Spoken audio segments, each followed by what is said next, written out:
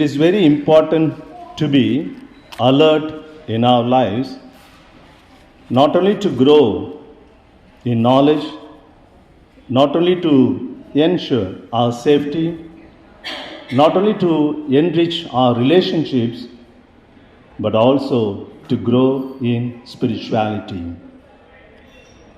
My dear sisters and brothers in Jesus Christ, today the first reading and the gospel have beautiful message for us, very relevant, very essential, I think, for the modern times.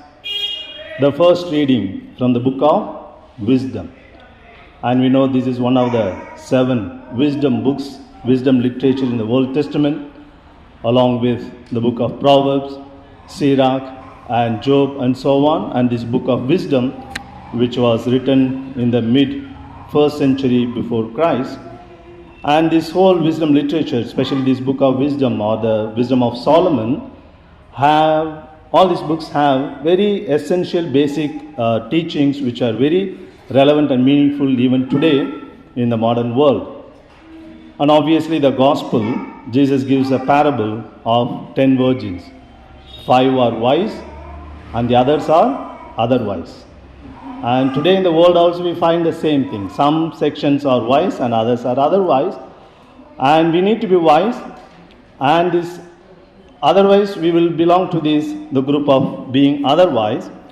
And sometimes when we read this passage, this parable, one might wonder, Jesus seems to be appreciating the 5 wise virgins who brought extra oil to receive the bridegroom, but they lack in their love for one another.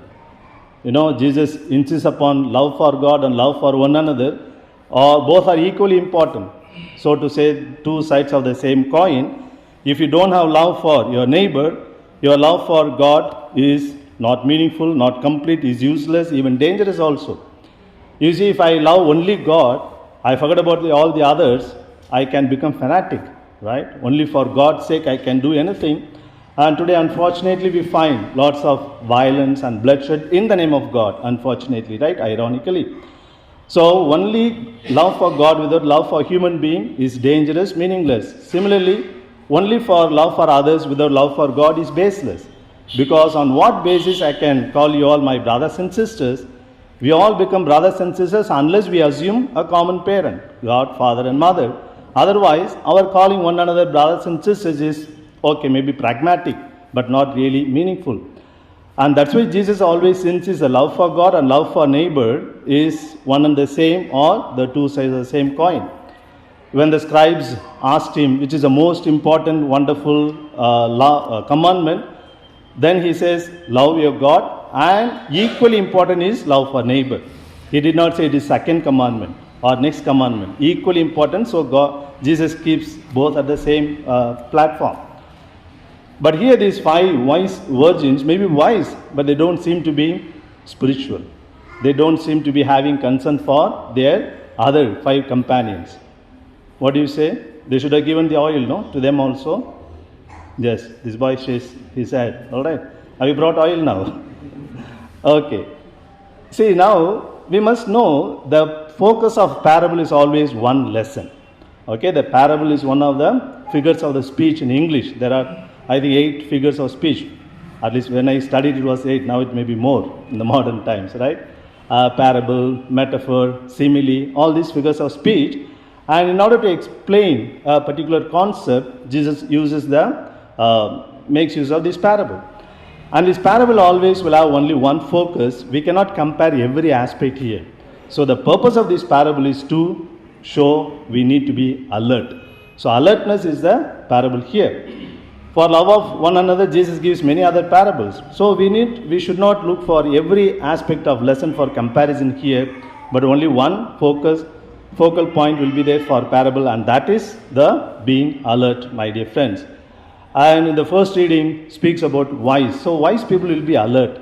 I don't know whether alertness is needed for wisdom or wisdom is needed for alertness, but both go hand in hand, I think. Only wise people will be very alert, right? And what is this wisdom? The first reading beautifully speaks. One who seeks wisdom, wisdom makes effort to reach out to them. And we need to seek wisdom. In fact, the word philosophy, philos and sophia, meaning friend of wisdom or the seeker of wisdom. And one who seeks wisdom, wisdom always presents itself or herself. Normally in that book it is shown in the feminine form, so reveals herself to those who seek wisdom. And in the modern times we give so much importance to information and knowledge, not so much for wisdom. Now in order to understand what wisdom is, we must know what knowledge is. In order to know what knowledge is, we must know what information is. In order to know what information is, we should know what data is. Data and information, knowledge and wisdom, all these are related with each other. Now data, maybe I can give an example. Data is like the vegetables available in the garden. No, it is there, data available. And information, there needs to be an order in that information. So I pluck that vegetables are washed and cut into certain size of pieces for my cooking, then that is information. Then knowledge is that vegetable is cooked, the food is knowledge, and wisdom is when I eat that food and when my system absorbs the nutrition and the vitamins from that, that is wisdom. Today we have plenty of vegetables, plenty of cut vegetables, plenty of cooked vegetables, but we fail to eat rather. Or even if we eat, we don't absorb it. Our system doesn't absorb properly. That is why we may have plenty of information and knowledge, but not so much of wisdom.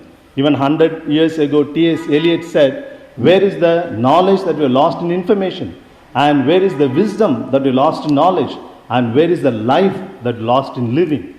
We all want to live happily, meaningfully. But in the process of trying to live happily, we lose life itself. Right? Today in the modern times, we have plenty of information. In fact, more than what we need. Recently, a young boy wanted to he was looking for the information how to make hydrogen bomb. And somehow he collected some material and he was trying to make this hydrogen bomb at home. And there was some accident and he was almost killed. It was about to be fatal, but he survived. Now the small boy, why does he need the information to make hydrogen bomb? Why do we need all this information? Unnecessary information bogs us down and we lose in the context what is essential for life. And this information, and it has not become knowledge. And today in the search engines, in the internet, and we have plenty of information about anything under the sun or above the sun. And search engines like Google, just go and type donkey, it will give information about donkeys in Mahabaleshwar, donkeys in Mumbai, donkey in Madrid also, right? Or remove that name and put my name, Father Stephen Jayard. It will give some information about my talks and classes, books, etc. I am giving donkey and my name together, not because both are same, one and the same, but just for information. Anything that you type, it will give. Now why do we need all this information? And when I say knowledge, it becomes part of myself. Suppose I want to know when a particular train leaves the station, I go to the internet or the guide and I come to know this is the time that the train leaves. Now it becomes a piece of my knowledge. But when I use that knowledge in the constructive way, that is wisdom. It is otherwise, if I don't use it constructively, it is like eating the food without being digested. It will cause problem to our system, right? And when you know the information, suppose this train leaves at 9 o'clock, then I should leave home appropriately, sufficiently earlier in order to catch the train. If you don't want to catch the train, it's okay. But in order to use that knowledge constructively, I need to act proactively so that I make use of that knowledge in the proper manner. Therefore, my dear friends, today we have plenty of knowledge, plenty of information, but we lack wisdom. And this wisdom always makes us alert in our lives. Alertness is a very important quality. As I said in the beginning, alertness is very essential not only to grow in our knowledge. In the class, for example, the students need to be alert to learn. Or when they read the text, they need to be alert to grow in knowledge. And this alertness is very essential for our safety also. Suppose when I climb down or step down, if I don't take care of the steps, I may stumble and hurt myself. Or when I light the candle, for example, I need to be alert. Otherwise, I may get my fingers burnt out. Similarly, we need to be alert in our relationships also. See how often without alertness we say something, do something, and how it hurts the people and our relations were spoiled. So we all know that this alertness is necessary for our safety, for our knowledge, for our relationship, But the same alertness is needed for our spirituality to grow in faith, in grow in character, my dear friends. And this alertness is very essential for spirituality. Otherwise, without this alertness, we lose God when He comes to us, or we accept the evil, devil, without alertness. When God also comes to us in a disguise, right? God does not come in His original form, I don't know what it may be, with big beard and 12 angels singing Gloria, Hallelujah, and with lots of clouds. If God comes like that, who will not accept Him? Please come and stay with us, will say. If God comes in His original form, whatever may be. But God comes in a disguise. How? In the form of other brothers and sisters with whom we live, in the happenings of life. And we need to be alert to recognize His presence, otherwise we'll miss Him. That's what Jesus said, we need to be alert. Similarly, devil also comes not in its original form, but always in disguise. I don't know what is the original form of devil. Have you seen original form of devil? You can look at the mirror, right? This original form, usually in the school, two big horns, one big tongue and big wings. Now let me put my, otherwise it looks like that. So like that the devil comes. Who will accept the devil? Please go away, get away from here, will say. That is why devil comes in a disguise. Why? Because devil always comes in a disguise, so that by mistake we will accept him, accept the evil in our lives.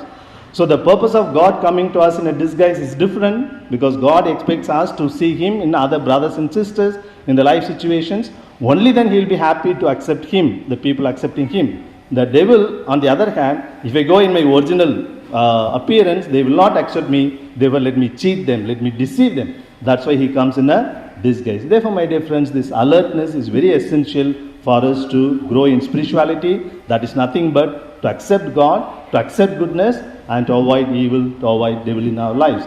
And the liturgy is coming towards the end of the ordinary time in the liturgy. After 1 week, we have the feast of Christ the King. That's the last Sunday in the ordinary times of the liturgy. Then we have a new season. What is that? The season of Advent we have. So this, towards the end, as we come, the liturgy reminds us about the time of end times, etc. And Jesus said, we do not know when the Son of Man comes to us, the hour and the day. And we do not know when the world is going to end. Do you know when the world is going to end? You don't even know when my homily is going to end. Then how do you know how the world is going to end? My dear friends, the end of my world, end of the world, I do not know. That is God's plan. But when I am going to die, that's the end of my world. And when that is going to come, we do not know. So we need to be prepared. We need to be alert. Let us enjoy every moment of life that God has given us a gift. Every moment is a gift to us. Every day comes to us as a bundle of possibilities in our lives to come closer to God and to bring other people closer to God. Being at the back of our mind, being aware that when the last day, last moment is going to come, we do not know. In fact, very often we think that death will come only at the end of my life. Of course, that will be the end of my life, but when will it come? We do not know. In fact, every moment we experience death. Why? How? When I take the breath in, that's an experience of life. When I take the breath out, it's nothing but the moment of death, the experience of death. One day, the last breath, I will take it out, but I will not be alive to take it in. So every moment I experience the life and death, my dear friends. And that's why someone wisely said, you live every day as if it is the last day, and one day you can get it correct. Right? Every day you live as if it's the last day, and one day you will get it correct. So this need not make us pessimistic or anxious or afraid of the death at the end of the day. Rather, let's live the day, every day, in a proper way that is pleasing to God, and the whole life will be taken care. Therefore, my dear friends, alertness is very essential, not only to grow in spirituality, so not only to grow in knowledge, in relationship, and in our safety, but also it's very essential to grow in spirituality. Let us think about it today.